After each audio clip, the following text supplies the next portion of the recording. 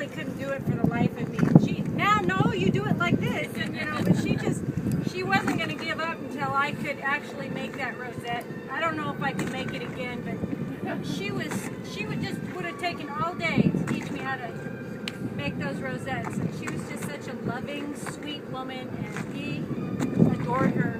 Carol today said that she was the queen of our stamp club. She knew she was the queen, and that everyone doted on her. Everyone loved her. We were all serving and waiting on her and taking her to her car or whatever we needed to do because we just loved her with all our heart, and it's going to be a boy. So, but I'm glad that I got to be a small part of her life. I wish I'd have known her longer. Had more time. I'm Carol.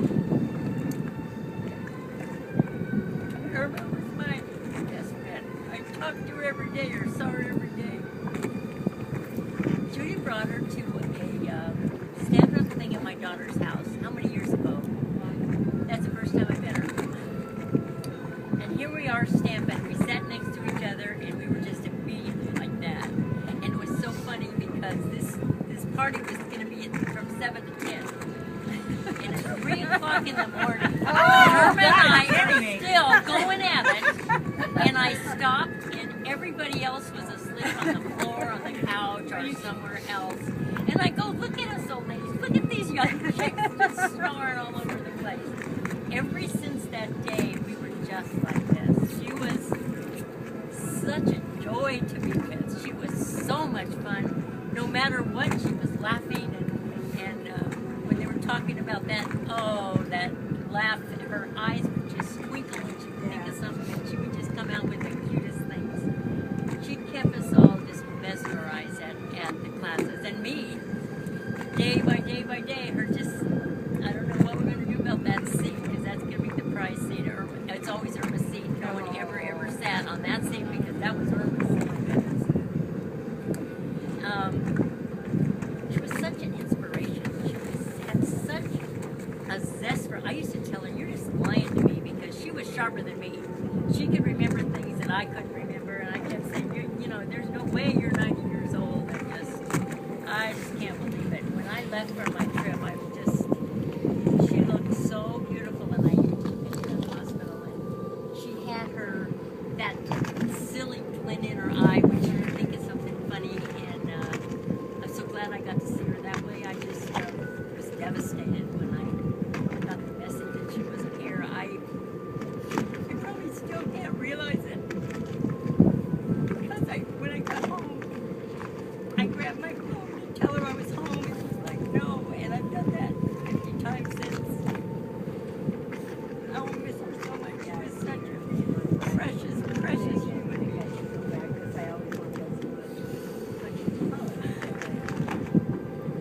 I'm Ginger, and I've only known Erma for 5 years. I've done her hair for the last 5 years, and we loved her coming into the salon. There's 6 of us. We all knew Erma. She stopped and say hi to everybody as she came in. She wouldn't take the elevator because we have an elevator. She'd take the stairs. And I'd see her coming up, and I ask her how she was doing, and I'd help her, of course. I didn't want her to trip, for heaven's sakes. And she'd sit in my chair, and she goes, "Just make me beautiful." She was always so great. But she always, many times, I've heard about a lot of people. She would tell me about everybody and what she was doing, and she would bring in, like, the shawl that the woman wore earlier today. She brought it half done, and I saw it, and I tried it on, and I'm like, oh my God, this is beautiful. She brought in the great grandbabies, the hats, and they were absolutely gorgeous. She would bring in cards. I received a card from her, which I still have. I think it's in the shed, but whatever. She was just, what a wonderful woman she was. She was not 90. It's just amazing. What a way to go. This is why I feel so good about it, not so upset.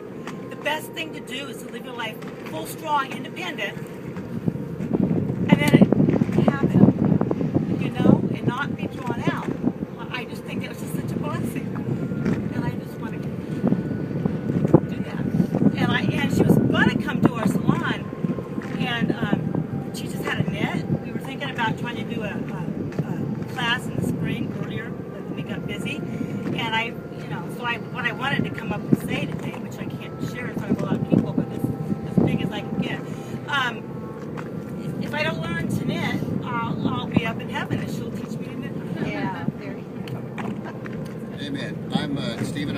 husband, and while I didn't know Erma personally, I know the stories and the lore and the mores and the norms and the ethics and everything that comes with everything that everybody said today is so enlightened as a Christian to hear, and I'm wonderfully honored to be here as part of this. So that's my gift to her today. My name's Matt. I'm one of the grandsons. From a young age of 10 or 11, having a hernia operation, and her taking care of me for a week, to teaching me how to golf, Frank, to taking us camping on fifth wheel, to our trip to Boston just recently. I wasn't down much lately, but I'm going to miss her. And thank you for all coming out and sharing your stories. I'm Gavin, the other grandson, and yeah, my grandma meant a lot to me, and Matt said we both learned to golf with her, and all the camping trips down to Campland, and we're making cherry cream cheese pie, and I kept asking for more and more, and her giving me more and more, and then finally I threw it all up. To this day I still eat it, so yeah, definitely she'll be missed, and my daughters will miss her, and but we take comfort that she's in heaven. I'm Jenny. I'm the first grandchild. It's so nice to meet everybody and hearing stories. And of course, I have tons of memories. And I lived with her for 2 years when I went to college. So, I have a lot of day-to-day kind of memories. And I wish I had visited her more since we moved to Texas. It's hard to sum up someone in a few sentences, but I love her so much. I'm Olivia, and I'm Precious 1A.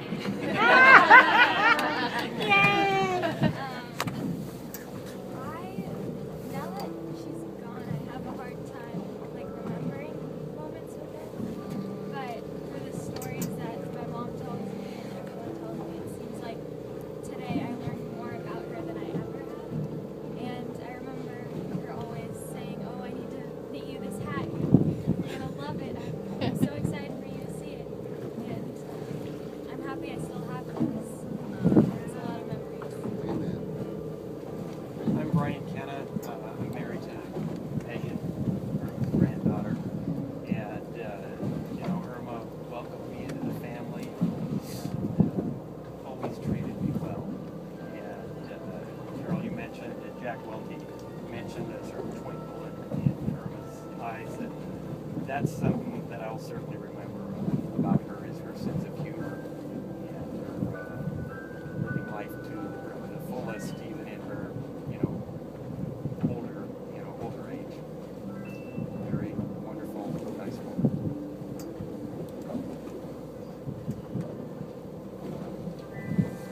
Come on now. It's okay, Meg. Maddie, you want to say something? Yeah, I'm Madison. I'm Carol's granddaughter, and I know Miss Irma, not Mom, but Miss Judy introduced Irma at her house, and knowing that she's not here. That's Okay. Want to say anything, Travis? I'm Craven, and I met Miss Irma through Mr. Judy and Mr. Roger, and she was just a nice lady for all of us. Very nice. Carol? As I was listening to all of you, everybody had a connection one way or another. Somehow or another, you connected.